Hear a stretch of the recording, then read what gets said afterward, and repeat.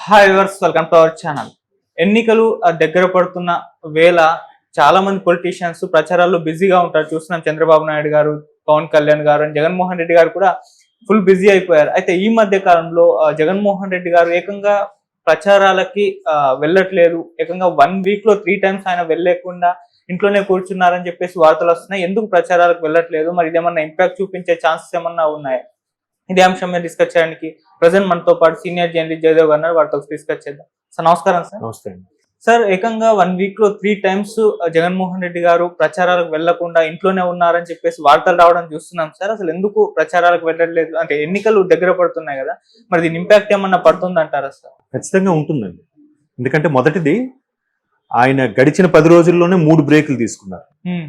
రెండవది, ఆయన మాట్లాడేటప్పుడు కూడా నన్ను ఒంటరివాడిని చేసేశారు, నాకు ఏ అవకాశం లేకుండా చేశారు, అందరు కలిపి నా మీద అటాక్ చేసేస్తున్నారు అనే నిరాశ అయితే కనబడుతుంది. నెక్స్ట్, ఇప్పుడు సింహం సింగిల్ గా వస్తుంది, పందులే గుంపుగా వస్తాయి, ఇలాంటి స్టేట్మెంట్స్ ఏమయ్యాయి? మరి సింగిల్ అయితే ఏమైంది? మీరు నిజంగా మీ వల్ల లబ్ధి పొందుంటే, మీ వల్ల రాష్ట్రానికి మేలు జరుగుంటే మీరు ఎందుకు ఇంత నిరాశలోకి వెళ్ళిపోతారు? ఎందుకు అంతగా ఫేస్ ఎక్స్ప్రెషన్స్ కూడా మాడిపోతున్నాయి? వాళ్ళు చెప్పేది ఏంటంటే కేవలం పోల్ మేనేజ్మెంట్ కోసం ఎటువంటి స్ట్రాటజీ ప్లే చేయాలి అనే దాని మీద ఎందుకు ఎంత జనరల్గా ఏం చేస్తారంటే పొద్దున్నంతా తిరిగి నైట్కి బ్రేక్ తీసుకున్నప్పుడు నాయకులతో సమాలోచనలు జరిపి ఏం చేద్దాం, ఎలా చేద్దాం, ఎట్లా వెళ్దాం, పోల్ మేనేజ్మెంట్ దగ్గర ఎవరోని పెడదాం, అక్కడ మనకి ఏంటి పరిస్థితి అని ఆలోచించుకుంటా కదా. బ్రేక్ తీసుకొని మరీ ఆలోచించాల్సిన అవసరం ఉంది. మధ్యలో ఒకసారి తీసుకున్నారంటే నేషనల్ మీడియాకి లేదా టీవీ ఛానల్స్కి ఇచ్చే ఇంటర్వ్యూ కోసం తీసుకున్నారని అనుకోవచ్చు. బట్ ఆ ఇంటర్వ్యూస్ లో కూడా నసిగి చెప్పుతున్నట్టుగా ఫేస్ లో కూడా గ్లో లేదు. నేను మొన్న కూడా ఏదో మాట అనుకున్నాను. ఎప్పుడు జనరల్ గా అందరికి చిరునవ్వుతోని ఎట్లా అభివాదం చేసే వ్యక్తి ఎందుకో ఫేసు బాగా, అంటే అఫ్ కోర్స్ ఎండలో తిరగడం వల్ల బ్లాక్ అయిపోయారు అనుకోండి, వేరే విషయం.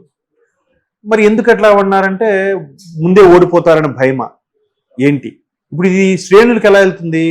ఎందుకు అన్న ముందే స్టెప్ బ్యాక్ అయిపోయాడు? ఇప్పుడు ఒక్క రోజులో కనీసం ఒక 2-3 సభలు నిర్వహించినా కూడా 2-3 నియోజకవర్గాలు కవర్ అవుతాయి కదా. పైగా చంద్రబాబు నాయుడు గారి మీద విమర్శిస్తున్నారు కానీ చంద్రబాబు నాయుడు గారు పొద్దున్న లెగిస్తే ఉత్తరాంధ్రలో కనబడుతున్నాడు, మధ్యాహ్నం కల్లే స్పెషల్ ఫ్లైట్ లో మళ్ళీ రాయలసీమలో కనబడుతున్నాడు, రాయలసీమలో కనబడిన వ్యక్తి మళ్ళీ గోదావరి జిల్లాలో కనబడుతున్నాడు నెక్స్ట్ ఈవినింగ్. దీనికి ఎట్లా అండి? జర్నీ అవుతున్నప్పుడు ఎంత స్ట్రెయిన్ అవుతా ఉంది. మరి ఆయన వయసుకి ఎలా తిరుగుతున్నాడు ఆయన? మరి ఈయన ఎందుకు బ్రేక్ తీసుకుంటున్నాడు? తర్వాత అసలు ఎందుకు ఇలా బ్రేక్ తీసుకోవాల్సి వచ్చింది? ఎందుకు ఆయన నాయకులతో సమాలోచన జరుపుతున్నారంటున్నారు కానీ ఇవి మిగతా వాళ్ళకి చెడు సంకేతాలుగా వెళ్తున్నాయి. తర్వాత ఏదైతే ఛానల్స్ ద్వారా ప్రభుత్వం మీద ఉన్న అనుమానాల్ని నివృత్తి చేయాలనుకుని కొన్ని ఛానల్స్కి ఇంటర్వ్యూస్ ఏవైతే ఇచ్చారో అవి పూర్తిగా అటర్ ఫ్లాప్ అయిపోయాయి, పూర్తిగా కన్వే చేయలేకపోయారు అనేది కూడా మీరు కామెంట్స్ చూస్తే ఆ వీడియోస్ కింద ఇవి ఎక్కువైపోయాయి. ఒకడైతే మరి ఒక నెట్జిన్ రాబోయే 2 ఏళ్ళకి సరిపడా ట్రోల్స్ ఇచ్చారన్న థ్యాంక్ యూ అని పెట్టాడు. 2 ఏళ్ళకి సరిపడే ట్రోల్స్ ఇచ్చారంట. అంటే చూడండి అంత వెటకారంగా మాట్లాడుకుంటున్నారు. అంటే ఇక్కడ కూడా ఆయన అంటే గిట్టని వాళ్ళు, ఇష్టం లేని వాళ్ళు రాసుండొచ్చు, తప్పులేదు, ఎవరి అభిమానం వాళ్ళది.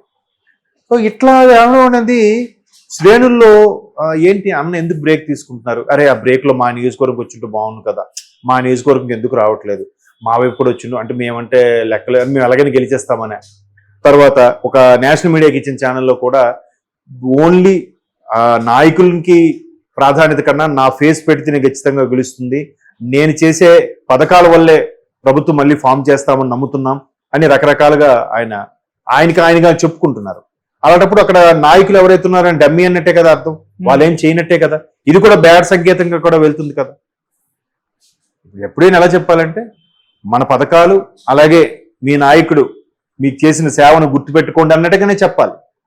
అలా చెప్పకుండా తనకు తానుగా ఎలివేట్ చేసుకోవడం వల్ల అధినేత అనేది ఇంపార్టెంటే కాదనట్లేదు, ఆయన బొమ్మతోనే వెళ్తుంది. కాకపోతే స్థానికంగా ప్రతి ఎండ్ కస్టమర్కి ఎండ్ వాటర్ వరకు ఈయన వెళ్ళలేడు కదా. అక్కడ స్థానికంగా ఉండే నాయకులు, ఎంపీటీసీలో, జడ్పీటీసీ, సర్పంచ్లు వాళ్ళు రీచ్ అవుతారు కదా, వాళ్ళు కూడా పాత్ర ఉంది కదా, వాళ్ళు కూడా గురించి ప్రస్తావించాలి కదా. అలా ప్రస్తావించట్లేదు.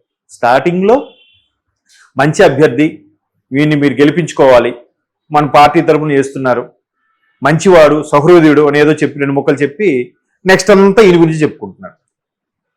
సో అది వాళ్ళు కూడా ఏమనలేక ప్రశ్నించలేక కొంత ఉంటుంది కదా. ఇప్పుడు ఈయనకి అభిమానించే వాళ్ళు ఎలా ఉంటారో ఆ స్థానికంగా ఉండే నాయకుడికి అభిమానించే వాళ్ళు కూడా ఉంటారు కదా. అది ఎంతసేపు ఈయన గురించి మాట్లాడడం గురించి మా అన్న గురించి మాట్లాడలేరా అని ఆ కార్యకర్త ఫీల్ అవుతాడు కదా. అది కూడా మైనస్ అవుతుంది కదా. దట్ ఇప్పుడు మీరు అన్నట్టు ఈ 10 రోజుల్లో 3 బ్రేకులు తీసుకోవడం అనేది కొంచెం చర్చనీయాంశంగా మారుతుంది. అంటే ఏంటి, ఏదో తెరవనికి ఏదో నడుస్తుందా, లేదంటే ఎంత చేసినా మనకి ప్రభుత్వం రాదు కాబట్టి ఈ విధమైన నిరాశకు లోనయ్యారా?